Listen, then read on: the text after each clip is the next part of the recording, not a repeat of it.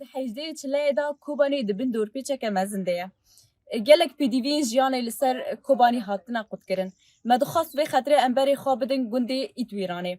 Em ên ha derbasî nav gund bibin ta ku ji wan bizanibin berxwedaniya wan di çi astê de ye û her wiha di va dorpêçiyê da çawa jiyana xwe derbas dikin.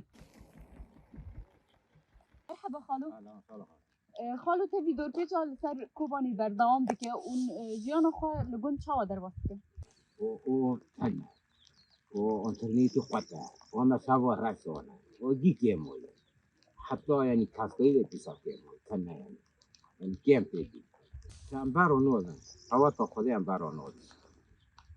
امشي قوات أخوي دس هردنا أما بوري خراب أم كير زلمة تعمل كان شيء ده أم كير جي في شو بيخاف ناي هندك أبوري صار بوري صار خالتي صار ملك مرحبا خالتي. أهلا وسهلا.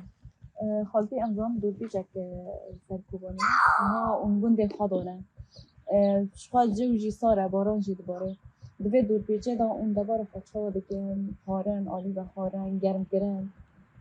وري والله زحمتي تزوني يعني دور ما جي صورة جي أو موجود تنانا تاسكوي تنا أم بي تجبية حصارة دونا وقت يعني أم تشتي بارة هندر مولد فيها وخذا كان و أم لهيفي رحمة خدانا أم دي بيت خدا وحصارة روكي وابش سر مروكي والله نيجي أحمد خوش بيجاري بقول له خدامان برنا بعد باریزن دو کلک شروان و جنب باریزن شروان وی برینه بود خداوند هری هم دور پیشه حصار سر نه خرده نه آب نه موضوع نه